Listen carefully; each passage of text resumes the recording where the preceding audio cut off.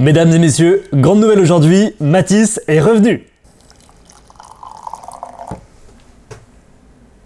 Merci Mathis.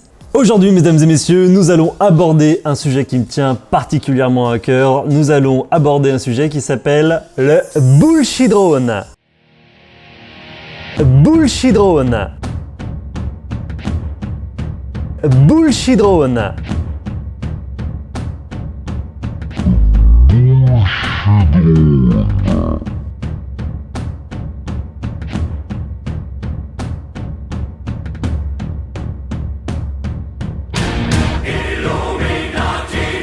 Alors qu'est-ce que c'est que le bullshit drone? C'est un mélange bien sûr entre bullshit et drone, ça vous l'auriez deviné. C'est en fait toutes les choses qu'on voit sur internet à propos des drones qui sont complètement irréalistes et qui bien souvent font le buzz sur internet. C'est généralement le genre de vidéo qu'on me ressort soit en formation, soit en repas de famille en me disant « Ah, t'as vu ce qui s'est passé avec un drone, machin, c'est drôle ?» Oui, mais c'est juste pas vrai en fait. Donc on va voir ensemble les différentes catégories de bullshit drone que j'ai pu voir. Entre autres, on va voir ce qu'il est possible ou non de faire avec un drone, on va voir les projets ou non qui marchent avec des drones, et on va voir un peu tous les petits buzz qu'il y a pu y avoir sur la toile pour que la prochaine fois qu'on vous dise ce genre de choses dans un dîner mondain, vous puissiez répondre « Mais non, mais je sais que c'est un bullshit drone, c'est un fake, ça marche pas, on peut pas faire ça avec un drone. » Allez, c'est parti, bienvenue dans un nouvel épisode de la Pause Tech.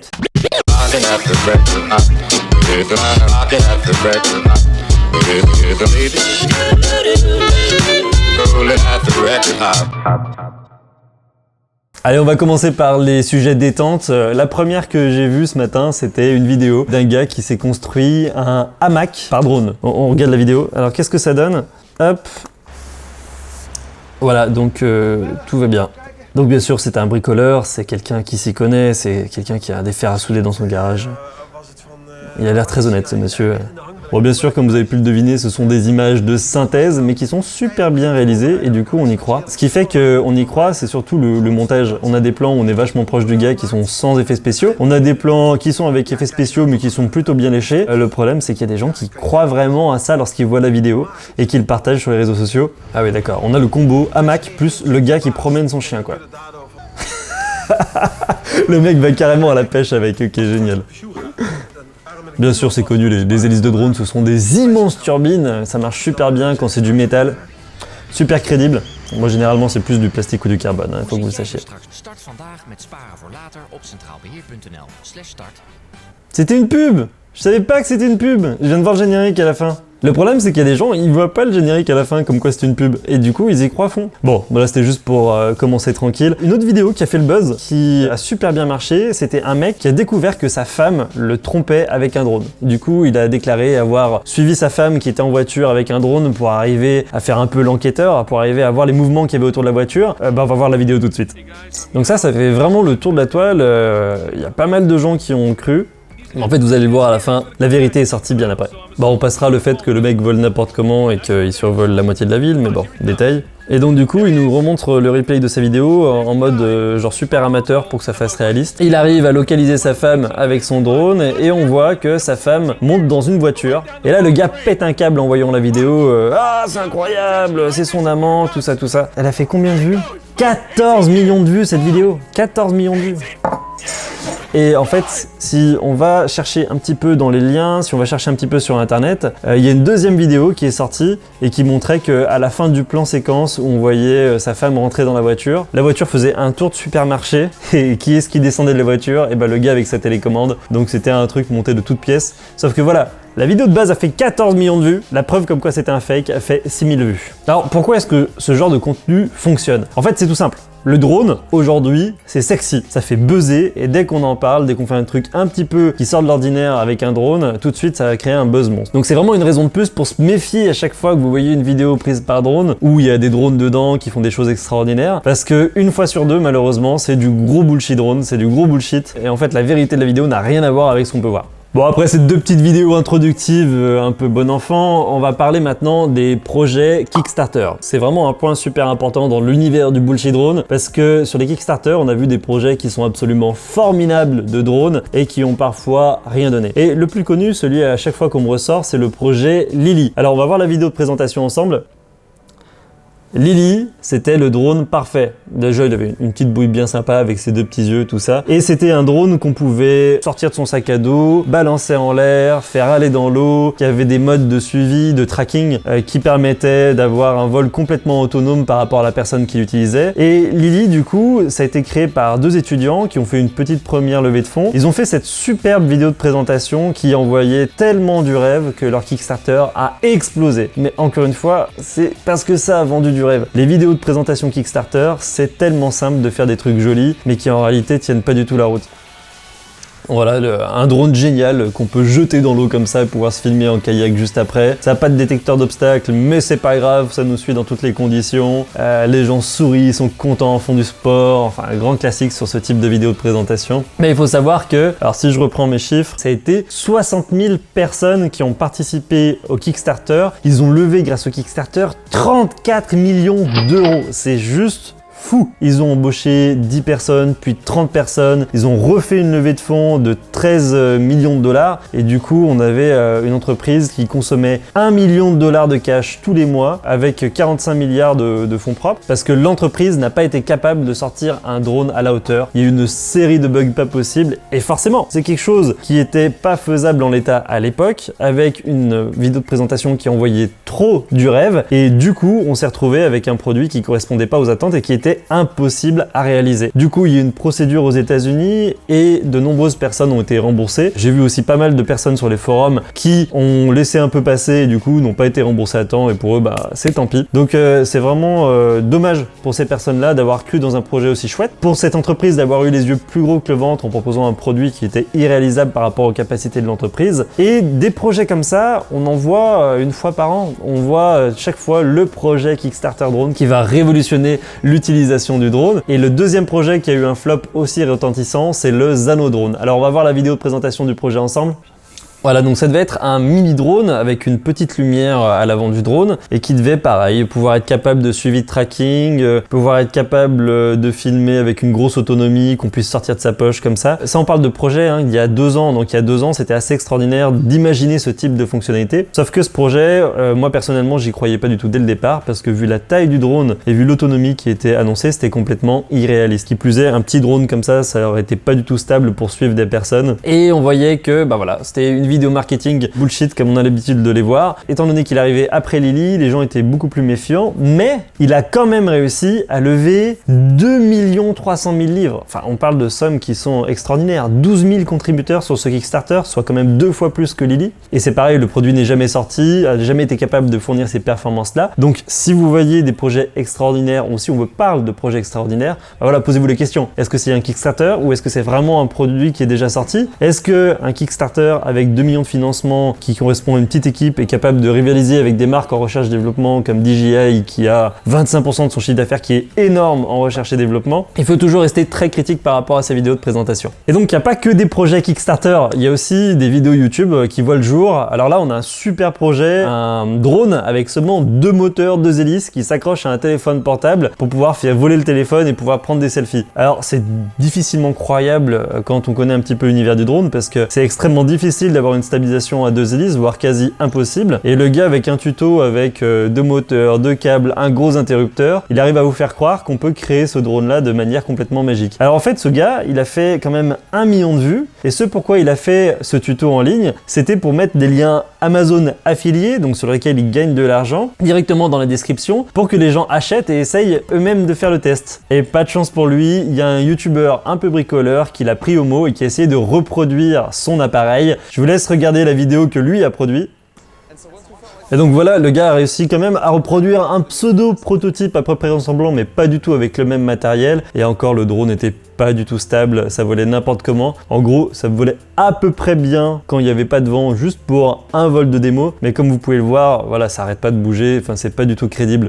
Donc voilà, une fois de plus, toujours rester critique par rapport à ce qu'on voit en vidéo, parce qu'avec des effets spéciaux, avec du montage, avec 2-3 petits fils qui pourraient être enlevés, je pense, pour la vidéo précédente, on peut faire croire des choses qui en fait sont complètement impossibles.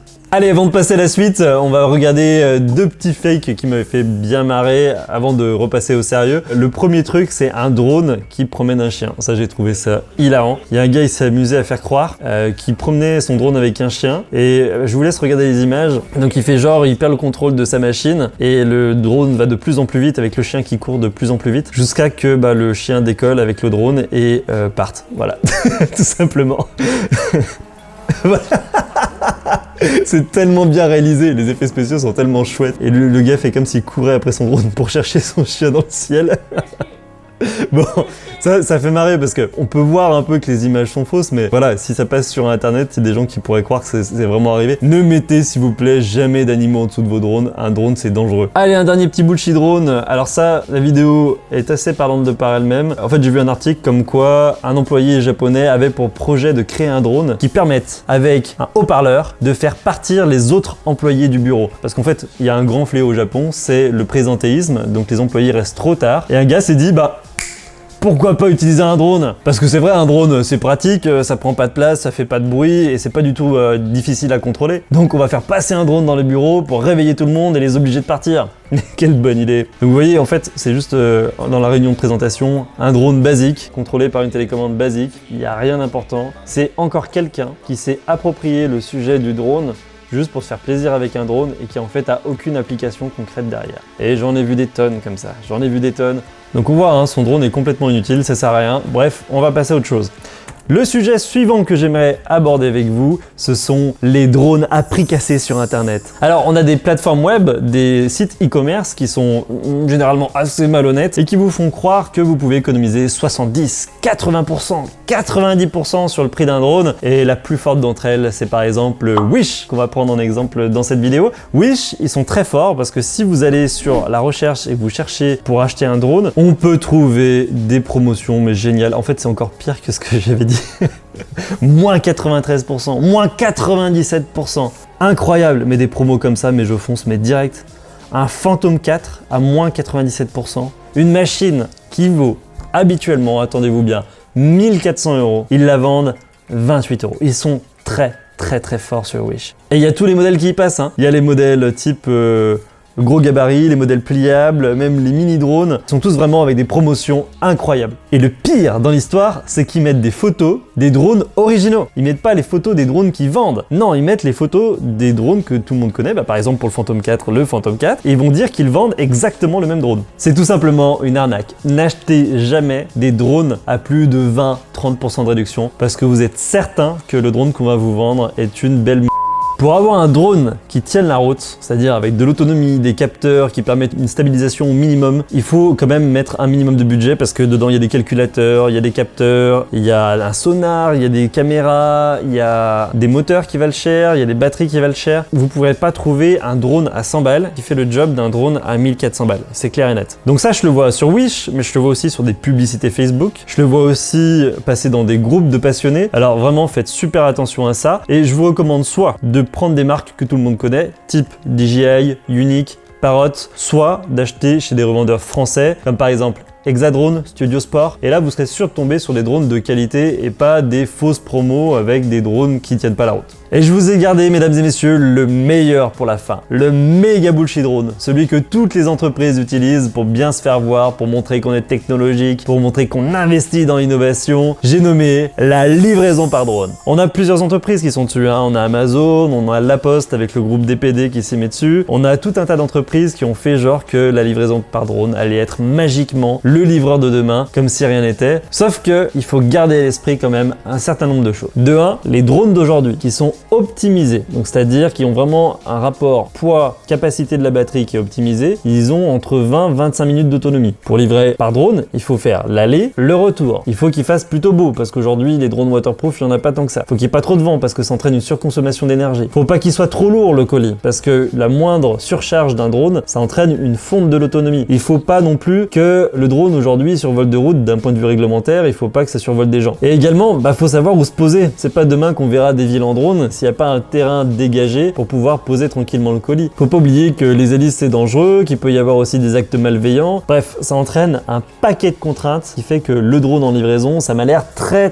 compliqué pour les années à venir. Sauf que, comme dans tous les bullshit drones, que ce soit des youtubeurs ou des entreprises, les entreprises font croire que la livraison, c'est déjà pour demain. Premier parmi ces entreprises, Amazon, qui a attaqué très tôt avec des vidéos de démonstration de ses premières livraisons. Donc par exemple, l'une des premières vidéos de démonstration présentation, c'était cette vidéo où on voyait Richard qui est dans sa ferme et qui veut se faire livrer un colis. Donc du coup, on a une super vidéo de présentation avec la personne qui passe les commandes, qui reçoit le truc, qui met le colis dans un petit carton, qui le met sous le drone, qui décolle bien sûr automatiquement. On clique sur un bouton avec marqué attention, ce vol n'a pas été simulé, c'est un vrai vol. Regardez comme il vole bien dans la campagne, il va vraiment livrer une habitation. On veut bien les croire sur le principe, mais en fait je suis allé fouiller un petit peu. Et si on regarde sur une carte, entre le dépôt d'Amazon d'où a eu lieu le premier vol de livraison par drone et la maison, en fait, il y a 700 mètres. Ils ont juste pris la première maison qui était juste à côté du dépôt et ils ont essayé d'aller au plus court. Donc ils ont fait croire qu'ils avaient parcouru une distance extraordinaire, que c'était quelque chose qui fonctionnait d'un coup avec un seul bouton, sans pilote.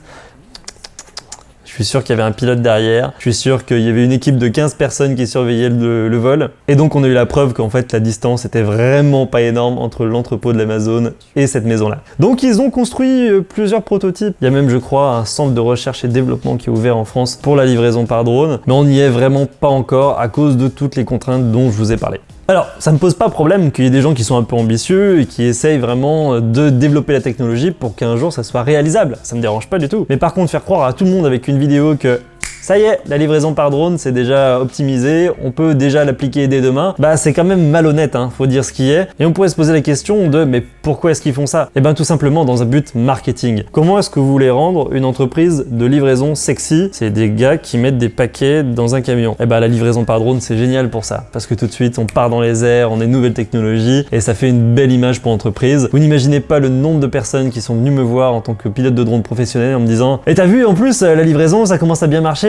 Non, ça ne marche pas et ça ne marchera pas avant une dizaine d'années. Non, je regarde la date parce que ça se trouve dans 10 ans ça va marcher et du coup avec cette vidéo je vais passer pour un con. Donc soyez très critiques envers ces vidéos de livraison par drone, à moins qu'on ait une grosse révolution dans les batteries dans les prochaines années qui augmente considérablement les capacités des batteries. Je ne pense pas que vous aurez des colis en 2020 à Noël livrés par drone. Et ce qui m'embête encore plus, c'est quand on pousse la malhonnêteté encore un peu plus loin en présentant des chiffres qui sont pas du tout réalistes. Par exemple, on a la livraison par drone de DPD Group qui a été mise en place, je crois, il y a à peu près 2 ans, où cette entreprise avait annoncé que la première ligne régulière de livraison par drone était enfin ouverte en France. Bon, en fait, cette ligne de livraison était dans la pampa pour éviter les problèmes réglementaires, c'était entre une start-up et une autre start-up, enfin bref, pas vraiment d'intérêt. Et donc ils nous ont sorti un drone avec plein de chiffres sur leur vidéo, ils ont invité plein de journalistes pour montrer à quel point c'était extraordinaire, sauf que même ce qu'ils avancent dans leurs chiffres sur la vidéo n'est pas du tout réaliste. Déjà, première chose, on voit que le drone n'est pas du tout optimisé pour gagner en poids, vu qu'ils ont quand même créé une plateforme de décollage et d'atterrissage grâce aux bras qui sont sur les côtés du drone. En fait, ils ont rajouté du poids sur le drone juste pour pouvoir atterrir correctement. Rien que là, on voit que c'est pas du développement assez sérieux. On annonce un système entièrement automatisé et on va voir de près les chiffres pour voir ce qu'il en est.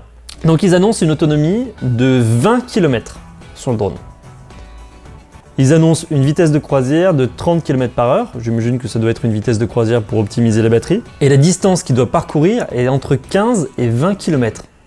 Vous saisissez là? Il fait du 30 km/h et la ligne elle fait entre 15 et 20 km. Donc il faut au minimum 30 minutes d'autonomie pour faire la distance. Et il a annoncé pour 20 minutes d'autonomie à vide. C'est-à-dire que vous lui mettez un colis dessus, son autonomie s'effondre. Enfin déjà je vois pas même comment il pourrait à cette vitesse là arriver à faire une distance entière. Je doute même qu'ils ont déjà fait une fois le trajet entier du point de décollage jusqu'au point d'atterrissage. Alors vous allez me dire peut-être qu'il va plus vite, mais s'il va plus vite, il aura moins d'autonomie je pense. Donc le truc il est pas du tout réaliste, même la vidéo elle est un peu trafiquée parce que si vous regardez bien, à 1,09, on voit que le drone atterrit parfaitement sur le pigeonnier, c'est le sorte de filet qu'ils appellent pigeonnier. Et ce plan, il est mis à l'envers. En fait, c'est un décollage qu'ils ont mis à l'envers pour faire croire que l'atterrissage est hyper doux. Je repasse l'extrait, vous allez voir.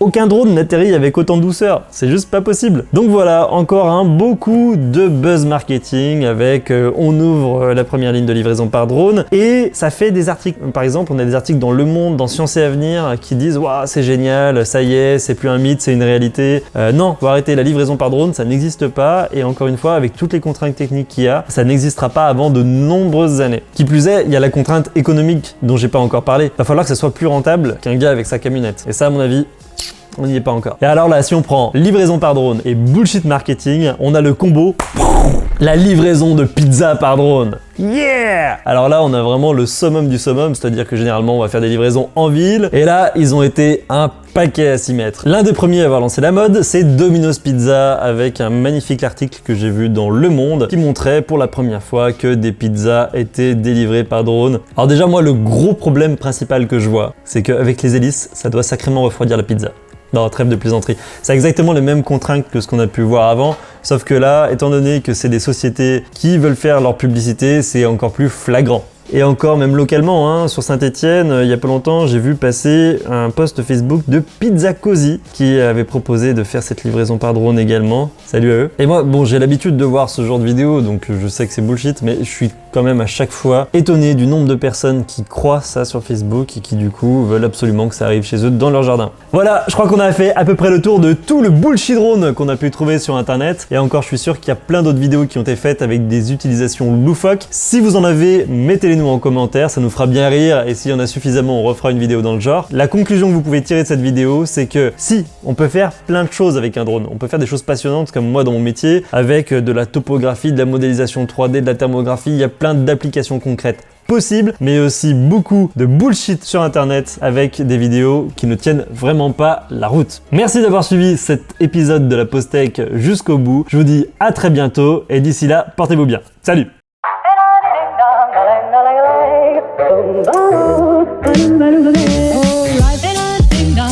If I could take you up and boom, boom, boom, boom, boom, tell me I'm the only one that you like.